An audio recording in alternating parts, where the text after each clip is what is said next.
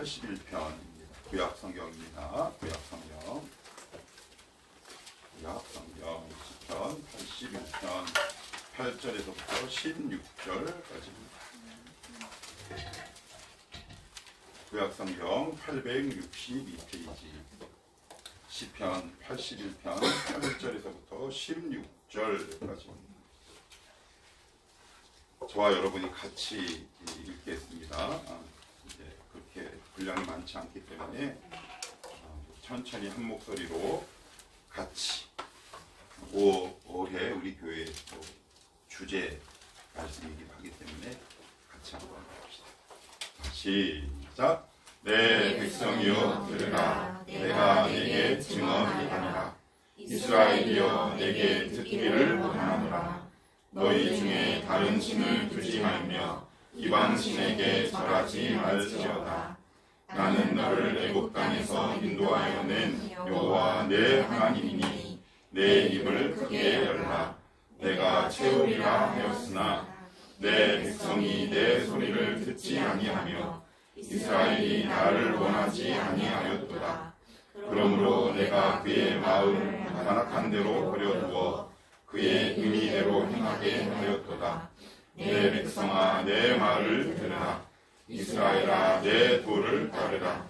그리하면 내가 속히 그들의 원수를 누르고 내 손을 돌려 그들의 대적들을 치리니 여호와를 미워하는 자는 그에게 복종하는 채 할지라도 그들의 시대는 영원히 계속되리라. 또 내가 기름진 밀을 그들에게 먹이며 반석에서 나오는 꿀로 너를 만족하게 하리라 하셨도다. 아멘. 기도합시다. 하나님 고맙고 감사합니다. 2023년도 새해가 밝았습니다. 물리적인 새해 밝았지만 하나님 이 새해가 정말 우리의 다짐과 결단을 주님 앞에 올려드리는 우리 영혼의 새로운 한 해가 되었으면 좋겠습니다. 오늘도 우리를 향해 이 공동체를 향해 우리 가정 속에 새롭게 행하시고 역사하시는 하나님의 살아계심을 이 예배 시간에 경험하게 하여 주옵소서. 하나님의 말씀은 살아있고 운동력이 있다고 말씀하고 있사오니 이 말씀이 각자의 심령 속에 잘 각인되게 도와주시고 이 공동체와 우리 각 개인과 가정 속에 주시는 하나님의 말씀으로 온전히 믿음으로 고백하는 시간 되게 하옵소서. 예수님의 이름으로 기도하옵나이다. 아멘.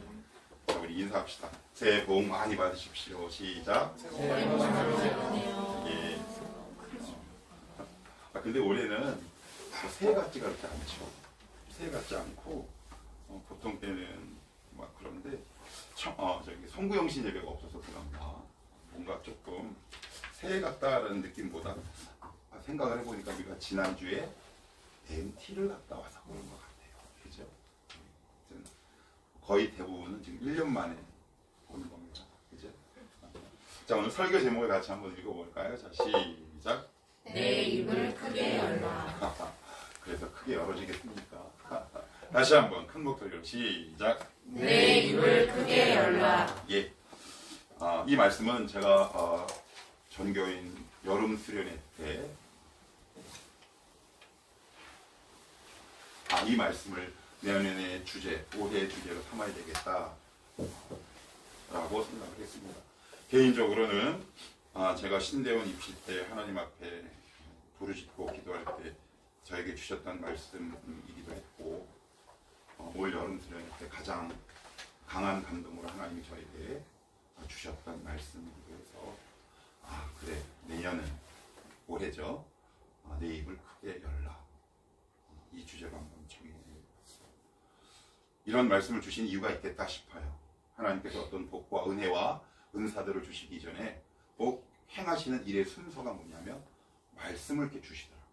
하나님은 어떤 공동체와 개인에게 은혜와 복을 주시기 전에 이렇게 말씀을 먼저 이렇게 허락을 하세요. 왜요? 계약서거든. 내가 너를 축복하는 이유라는 거죠. 근거라는 거예요. 그래서 제가 여러분들에게 말씀을 드렸어요. 때로는 하나님의 말씀을 붙들고 하나님께 당당히 요구하라고. 왜? 하나님은 이 말씀이 하나님과 나 사이에 체결한 언약, 다른 말로 계약서, 여러분의 이해를 돕기 위해 그냥 제가 쉬운 말로 계약서라고 표현하는 것 뿐입니다. 여러분들이 속에서 잘 이해하시고 해석해서 들으셔야 돼요. 그래서 오늘 이 말씀을 통해 하나님 이 시간 우리가 하나님을 향해 내 입을 크게 열기를 원합니다. 내 믿음의 입, 은혜의 입, 때로는 축복의 입, 이런 것들을 하나님 크게 원합니다. 이렇게 한번 우리가 들었으면 좋겠어요. 제가 SNS를 그렇게 많이 하지는 않는데 제가 이제 페이스북을 이제 가끔 합니다. 인스타는 제가 뭐 거의 안 하고요. 인스타는 50대가 하기에는 너무 혼란스럽고 어려워요. 글 올리는 것도 어렵고, 그리고 거기에 나오는 그 눈부신 그 사진을 보는 것도 쉽지 않습니다. 그런데 이제 왜 제가 페이스북을 선호하냐면 저희는 문자 세대예요. 지금 2030 세대는 화면 세대고, 그죠? 그래서 아무래도 글과 문자에 익숙한 저희이기 때문에 우리 시대에는 대부분의 문화를 책으로 습득을 했단 말이에요. 책을 통해. 그러다 보니까 이제 페이스북을 제가 지금 하는데, 오랜만에 보는 후배의 글이 이렇게 올라왔어요. 셀카. 보통 우리가 셀피라고 하죠. 이렇게. 그 셀카, 즉 SNS에 올라온 그 후배 목사의 글이 뭐였냐면, 1년의 사역을 마치고 암흑의 산에 올라왔다. 하나님이 보내셔서 열심히 했지만 한계를 느껴 사임하게 되었다. 담임 목사로 부임을 한 거죠. 강원도 홍천에. 그런데 아마 여러 가지 어려움이 좀 있었던 모양이에요. 그래서 이제 안양에 있는 모 교회 이제 부목사로 가요. 이제 개척교회를 하다가 이제 목회자들이 어떻게 진로의 방향을 찾냐면 두 가지로 찾는데, 하나는 이제 이제 부목사로 이렇게 갑니다. 이제 교회 부목사로 가거나 아니면 이 목회를 딱 중단하거나. 그런 의미에서 본다면 지금 3년째 접어들고 있는 우리 청월함 교회는 참 이게 웬 복인가 싶기도 하고, 굉장히 그 후배의 글을 보고 있자니 여러 가지 복잡 미묘한 생각이 참 많이 들었어요. 감사하기도 하고 죄송하기도 하고, 후배 보기에 미안한 마음도 들고, 또 그 한편에는 감사한 마음도 들고, 어떤 게 먼저다라고 얘기하기는 좀 어려워요. 좀 복잡한 마음이 들었어요. 그래서 제가 보통 SNS에 댓글을 달지 않는데 그 답글로 이렇게 달았어요. 이름이 실명이 날 뻔했는데, 아무개야 오랜만이다, 잘 지내니? 이제 위로의 글을 짧게 전했더니 그 녀석이 대댓글을 또 이렇게 달았더라고요. 형님 오랜만입니다. 형님 오랜만 보고 있자니 왠지 울컥하네요.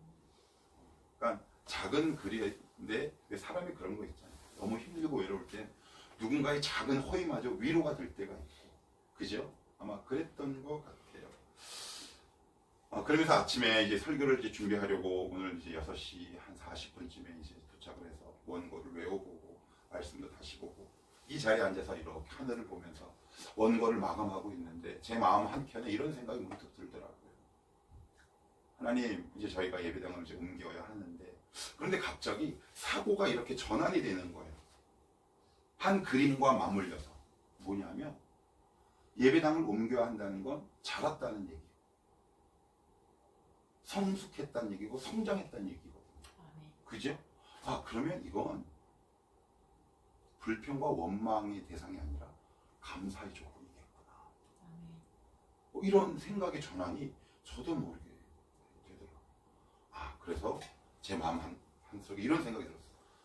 이 기도의 제목을 가지고 감사함으로 기도해야 되겠구나 라고 마음을 딱 먹는 순간 떠오르는 말씀 한 구절, 빌립보서 4장 6절 7절. 제자훈련 수료생들은 다 외웁니다. 시작! 아무것도 염려하지 말고 잠깐만, 타임. 지금 돌림 노래 아니야? 돌림 노래 아니야? 잠깐만, 타임. 말씀을 돌림 노래로 외우고 싶어? 주의 입 하긴 지금 제자훈련 수료한 지 거의 10년이 돼가지고, 거의 10년이 돼가지고, 네가 몇 기지? 3기. 3기? 어우, 안 보이네. 그치? 까마득하다. 자, 다시 한번 기회를 줄게. 자, 우리 이종석 지도님도 같이, 뭘 또, 컨닝이래요. 또, 나 정말 치사하게. 저 어른들은 봐드려. 그치? 어른들은 봐줍시다. 제자훈련 수료생들은 나랑 눈을 맞추죠. 네. 케미. 인경이 긴장한다. 인경이. 체리나 턱 베이지 말고 왜 눈을 자꾸 성경을 본다 너. 자, 시작. 아무것도 염려하지 말고 다만 모든 일에 기도와 간구로 너희 구할 것을 감사함으로 하나님께 아뢰라. 그리하면 모든 지각에 뛰어난 하나님의 평강이 그리스도 예수 안에서 너희 마음과 생각을 지키시리라. 아멘. 거기 보면 뭐라고 돼 있어요? 감사함으로. 이것이 감사의 기도 제목이겠구나 라는 생각이 들어요. 하여튼 오늘 서론이 좀 길었는데 오늘 딱 세 가지만 살펴볼 거예요. 하나님, 이 공동체와 우리 가정과 우리 개인에게 내 입을 크게 열라 라고 이 말씀을 주셨는데, 그러면 하나님 이 말씀의 의미가 뭐고, 과연 하나님이 우리를 향한 주님의 속마음을 이 시간 한번 헤아리고 이해하고 싶습니다. 도와주십시오. 자, 제가 딱 세 가지만 말씀을 드릴게요. 한번 우리 주의 말씀이 우리 공동체와 나에게 뭐라고 말씀하시는지 한번 들어보도록 하십시다. 제가 오늘 이 말씀을 여러분들과 함께 같이 읽은 이유가 있어요. 보통은 한 절 읽거나 아니면 제가 그냥 봉독 일방적으로 이렇게 올려드려요, 읽어서. 근데 오늘은 저와 여러분이 이 본문을 가지고 함께 읽은 이유가 있어요. 비록 짧은 시간이지만 한번 읽으면서 오늘도 아침에 이렇게 나와서 이 말씀을 다시 한번 이렇게 읽어봤어요. 그래서 이제 반복해서 읽죠. 반복해서 읽습니다. 또 반복해서 읽어요. 또 반복해서 읽습니다. 그래서 어떨 때는 뭐 100번도 읽을 때도 있고요. 어떨 때는 뭐 기본적으로 수십 번은 읽죠. 뭘까? 무슨 뜻일까? 무슨 뜻일까? 무슨 뜻일까? 왜? 절대자이신 하나님의 말씀이기 때문에 제한적인 인간이 다 이해하는데 한계가 있잖아요. 그래서 이해할 수 있는 방법은 주님의 도우심을 구하는 것밖에 없고, 그리고 반복해서 읽는 것밖에 없어요. 그런데 말씀을 준비하다가 이런 생각이 제 안에 탁 들더라고요. 감사하다. 뭐가 감사하냐? 주님이 나보다 우리에게 복을 더 주시기를 원하는구나. 말을 조금 더 쉽게 얘기하면 우리는 이렇게 생각해요. 나는 굉장히 간절히 원하는데 하나님이 자꾸 외면하는 것처럼 생각해요. 우리의 일상과 삶과 복과 은혜와 축복에 하나님 더 이상 관심이 없는 것처럼 생각되는 경우가 많지, 주혜야. 이런 답은 또 굉장히 빨라. 그것도 믿음이야, 그지? 네, 비슷하게 경험을 했기 때문에. 그런데 말씀을 한 구절 또한 두 구절 이 문장을 계속 반복하다가 제 가운데 딱 드는 생각은 뭐냐 하면, 단순한 느낌과 감정이 아니라 말씀에 근거해야겠죠? 내가 원하는 것보다 하나님이 나에게 복을 더 주시기를 원하시는구나. 더 쉽게 얘기하면 나에게 복 주고 싶어서 안달이 나셨구나. 누가 왔나요? 네, 이렇게 떡. 생명의 떡, 육체의 떡. 오늘 떡국. 떡국이에요. 그래도 참 이렇게 안에까지 들어와 주셔서. 어디까지 했죠? 저 원고가 있긴 있지만. 그러면 왜 이 근거로 제가 무슨 이유로 이렇게 여러분들에게 말씀을 드리는지 우리 한 절 한 절 한 3개의 구절만 한번 읽어볼게요. 자, 우리 8절 한번 읽어볼까요? 시작. 내 백성이여 들으라. 내가 내게 증언하리라. 이스라엘이여 내게 듣기를 원하노라. 자, 여기 보시면 우리가 보통 누군가에게 할 얘기가 있어. 우리 지민이나 지선이에게 할 얘기가 있으면 보통 이렇게 내가 너에게 할 얘기가 있으니 한번 잘 들어봐. 이렇게 얘기하는 게 맞는 어법이고 순서죠? 그죠? 나 너에게 할 얘기가 있다. 뭐야? 한번 들어봐. 보통 이렇게 얘기하잖아요.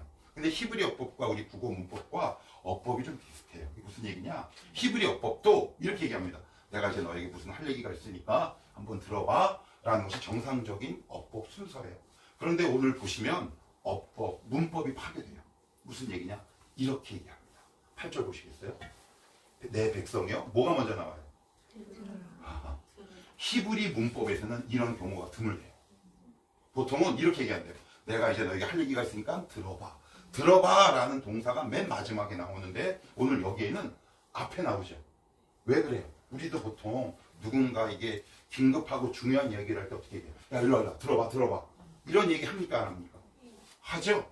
하나님이 지금 우리를 향해 그 말씀을 하고 있는 거야. 얘들아, 너희들 내가 할 얘기 있는데 들어봐가 아니라 일단 들어봐.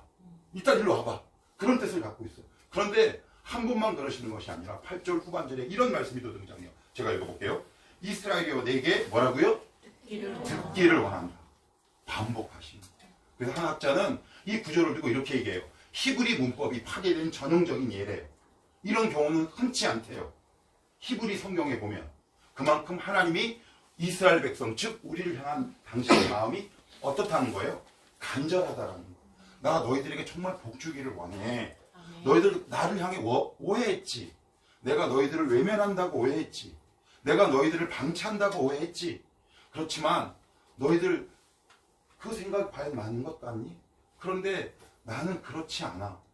왜? 성경의 근거에서 보면.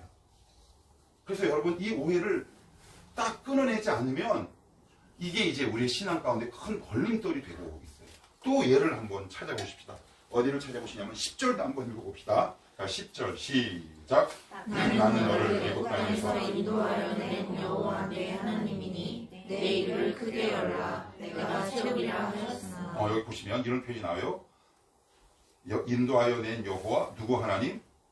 내 하나님이래.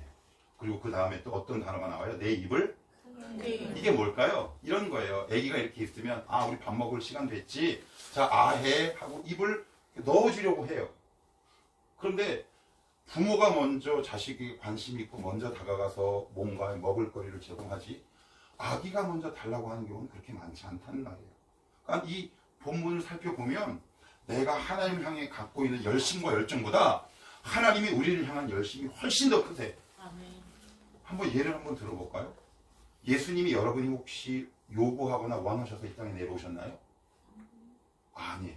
예수님이 이 땅에 내려오신 것 자체가 이미 내가 요구하기도 전에 내려오신 우리의 인생에 간섭하시고 우리에게 관심이 많은 이유가 바로 예수님이 이 땅에 내려오신 것이 바로 그 증거거든요. 그래서 여러분들이 신앙생활하고 우리가 예수를 믿을 때 이런 오해를 여러분들이 딱 끊어내셔야 돼요. 하나님은 나에게 관심이 없어. 굉장한 불신앙이에요. 이찬수 목사님의 설교를 제가 최근 얼마 전에 들었는데 그리스도인이 하지 말아야 될 말 가운데 이런 말을 하더라고요. 그 말은 이찬수 목사가 하는 것이 아니라 15세기에서 16세기에 사제들 사이에서 금기어 가운데 하나가 뭐였냐면 이런 말이에요. 안 돼. 하나님 나에게 관심이 없어라는 말이에요. 이 말을 절대 하지 말아라. 그래서 만약에 사제들 사이에 하나님이 나에게 관심이 없어, 나에게 요구하시는 것이 없어, 아니면 하나님과의 관계를 부인하는 말을 하면 그 수도원에서 파문을 시키는 예가 중세교회 여러 문서 가운데 등장을 해요. 그래서 여러분들이 쉽게 이런 말을 여러분 입술로 내뱉지 않으셔야 돼요. 왜? 그 말은 하나님을 내가 공개적으로 부인하고 불신하는 거예요. 뭐예요? 하나님은 내 인생에 관심이 없어. 그런데 성경에 보면 뭐라 그래요? 내 입을 크게 열라. 누가 말씀하셨어요? 여러분이 하나님이 들으라. 누가 먼저 말씀하셨어요? 심지어 문법을 파괴하면서까지 얼마나 다급하셨으면 이렇게 얘기하셨겠어요. 우리도 어떤 음식이나 영화가 너무 재밌으면 와 일로 와 들어봐 이렇게 얘기하지 않아요? 이런 다급하고 간절한 하나님의 마음이 오늘 이 시편 81편에 녹아있는 거예요. 그래서 여러분들 이 사실을 기억해내는 겁니다. 뭘요? 나보다 나에게 더 관심 있으신 하나님. 한번 따라합시다. 하나님 나보다 나에게 복 주시기를 원하시는 하나님. 이 사실을 여러분들이 믿을 때 하나님과 나와의 관계 오해가 불식될 수 있어요. 그러니까 우리는 이 믿음으로 하나님 앞에 다가간다는 말이에요. 그래서 하나님을 향한 뿌연 안개 같은 것들이 우리 눈앞에 늘 있어요. 하나님 앞에 나가는 게 확신이 없어요. 들으실까? 아닐까? 라는 늘 회의와 의심 가운데 있죠. 왜 그래요?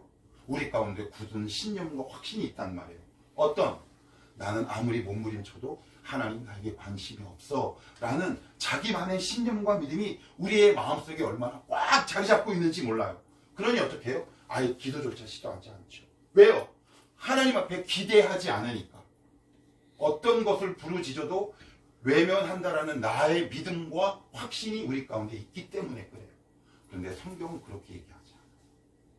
제가 이 말씀을 보면서 제가 예전에 하나님 앞에 고집 피우거나 하나님 앞에 나쁜 마음을 품었던 여러 가지 화면과 장면들이 얼마나 많이 떠오르는지 몰라요. 하나님을 때로는 오해하고 그래서 때로는 이 기도는 들어주시지 않을 거야 라고 하나님 앞에 내가 등을 돌렸던 여러 가지 모습들이 이 말씀을 준비하면서 얼마나 많이 저에게 다가왔는지 몰라요. 또 볼게요. 어떤 말씀이 있냐면 16절을 같이 한번 읽어봐요. 시작. 또 내가 기름진 밀을 그대에게 먹이며 반석에서 나오는 꿀로 너를 만족하게 하리라 하셨도다. 이 모든 말씀을 살펴봤을 때 하나님은 우리에게 관심이 없다가 아니라 내가 하나님을 향한 마음보다 하나님이 우리를 향한 열심과 마음이 훨씬 더 간절하고 커요. 이 말을 다른 말로 바꾸면 뭐예요? 하나님이 우리에게 더 복 주시기를 원하신다. 내가 생각하는 마음보다. 그런데 줄 사람이 없는 거야. 받을 만한 그릇이나 깨끗한 그릇이 없다 보니까 하나님이 이게 얼마나 안타까우시겠어요. 이제 여기 부모님들 몇 분 계시긴 하지만 이제 우리가 결혼을 하게 되고 이제 자녀를 낳게 되면 부모의 고통 중에 가장 큰 고통이 뭐냐면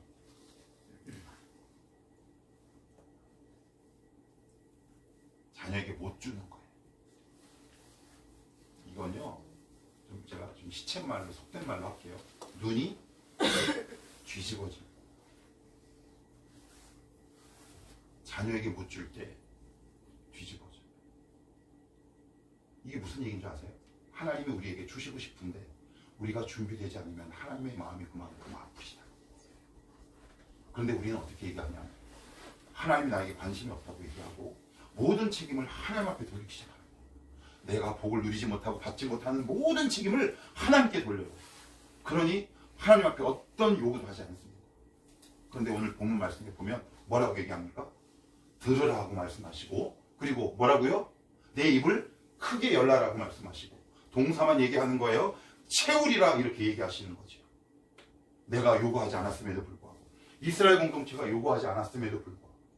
그래서 이 말씀을 여러분들이 믿어내실 때 하나님 앞에 요구하실 수 있어요. 하나님, 저에게 관심이 많으셔.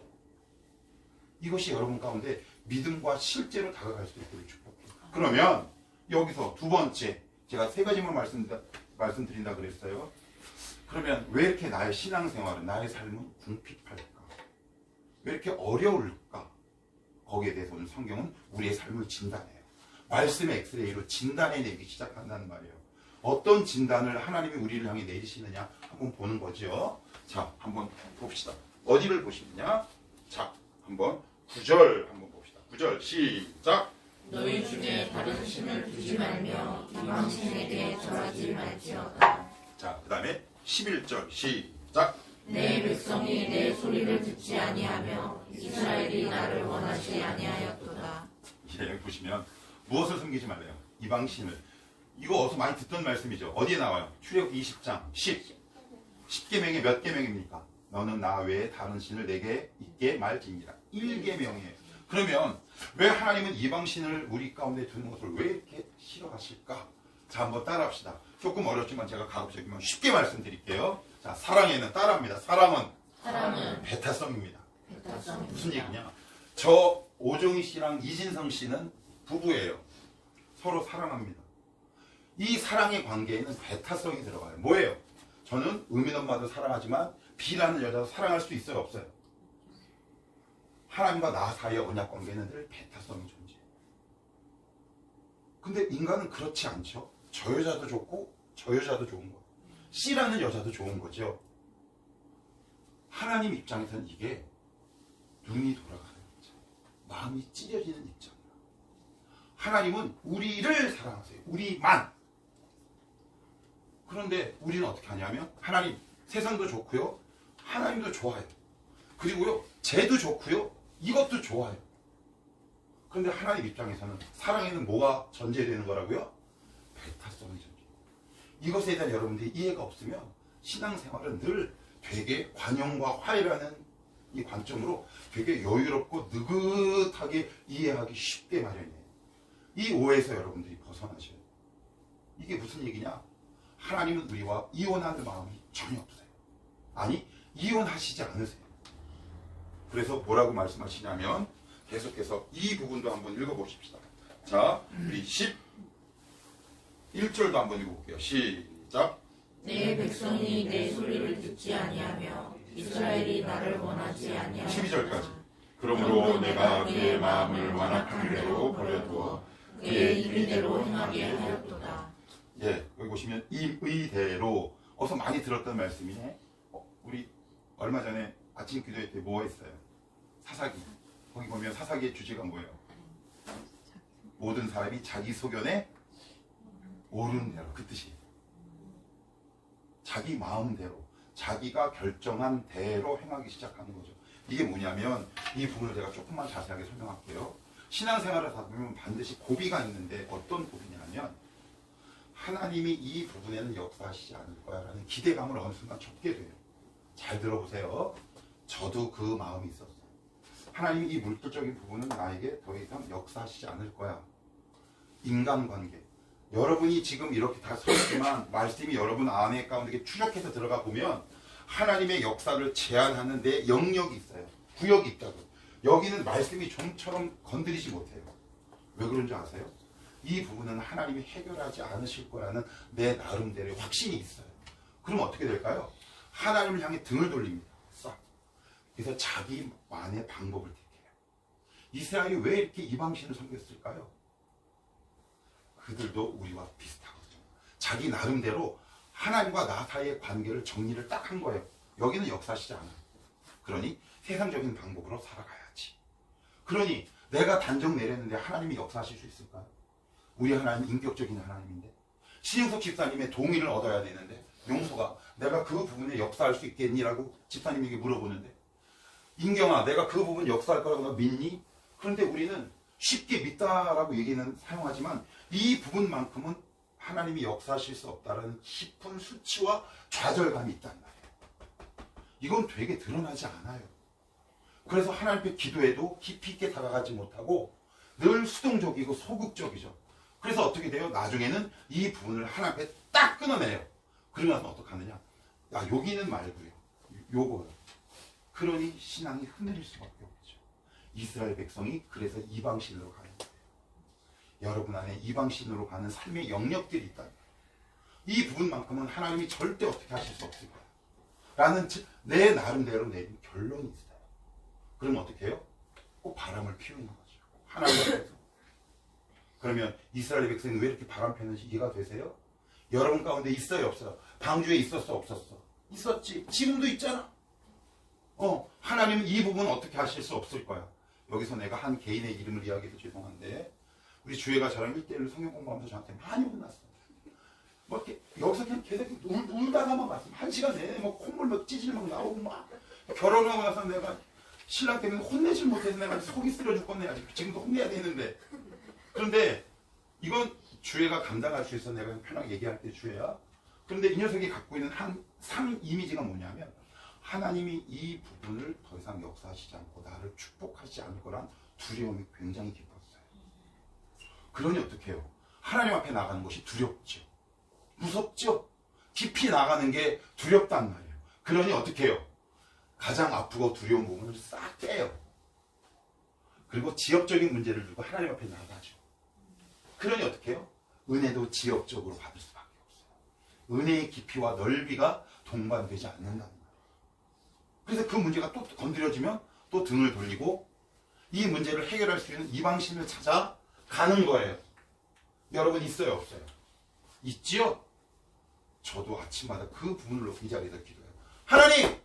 제 안에 하나님이 역사하시지 않을 것 같은 두려움, 이 영역이 제 안에 있음을 고백합니다. 이 부분마저 역사하여 주옵소서. 내 입을 크게 열라.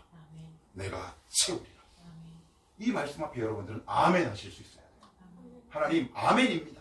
이 부분마저 치유하시고 역사하여 주옵소서. 살아계신 하나님, 하나님이 죽었습니까? 하나님이 돌아가셨나요? 하나님은 영원히 살아계시는 하나님입니다. 하나님은 저와 여러분들과 이혼하지 않으세요. 그 의미가 아까 여기 보시면 임의대로 행하게 하였다라는 말을 많은 사람들이 오해해요. 그냥 버렸다라는 아니에요. 왜 그런 거 있죠? 그냥 제가 쉽게 예를 드는 거예요. 애가 막 시장을 가는데 땡깡을 너무 많이 부려. 막 딱 앉아가지고 야 저 장난감 사주면 안 가라고 막 땡깡을 동네 창피하게 으악 막 땡땡 문방 앞에서 가끔 보여요. 엄마들 게임 안 해주면 안 가고 막 애들 막 있죠? 그랬더니 막 엄마가 눈치 보면서 알았어 막. 그런데 어떤 엄마는 단호하지. 안 돼! 그러면 알아서 해! 그러면서 막 신경 쓰면서 가. 그 뜻이에요. 무슨 뜻이냐면 하나님이 우리가 너무 고집을 부리면 잠시 고집을 피울 수 있게 우리를 잠시 떠나세요. 왜요? 그래서 똥인지 된장인지 탁 찍어 먹어보고 아니구나. 엄마 말이 옳구나라고 깨닫는 순간까지 주님이 기다리세요. 그 뜻을 가지고 하나님은 오늘도 여러분 향해 기다리고 계신다. 내가 이 부분 역사하지 못할 것 같아? 내가 그 부분을 해결하지 못할 것 같아? 왜 너는 나를 자꾸 제한해? 왜 나를 이 부분에서는 제외시키는데? 나는 전지하고 전능한 하나님인데 네 안에 들어가면 나는 왜 이렇게 작아져? 그 부분을 한번 넓혀보지 않겠니? 그래서 오늘 설교 제목이 같이 한번 크게 읽어봐요. 시작! 내 입을 크게 열라. 올 교회, 우리 교회 표 뭐라고요? 시작! 내 입을 크게 열라. 올 한 해 여러분들이 입을 크게 열 수 있는 한 해가 되기를 축복합니다. 아멘. 하나님, 그동안 도저히 역사하시지 않을 것 같은 내 삶의 영역과 부분들이 제한이 있었습니다. 이 부분을 주님 만지시고 역사하여 주옵소서. 이 문제가 온전히 해결되게 하여 주옵소서. 그러면 하나님이 이 말씀을 통해 우리에게 요구하시는 게 있어요. 그럼 뭐예요? 하나님이 건드리지 못할 것 같은 나의 은밀하고 숨겨놓은 부분을 이제는 하나님 앞에 보여주셔야지. 그죠? 이 부분 사실 하나님 앞에 제가 불신앙으로 가지고 있었습니다.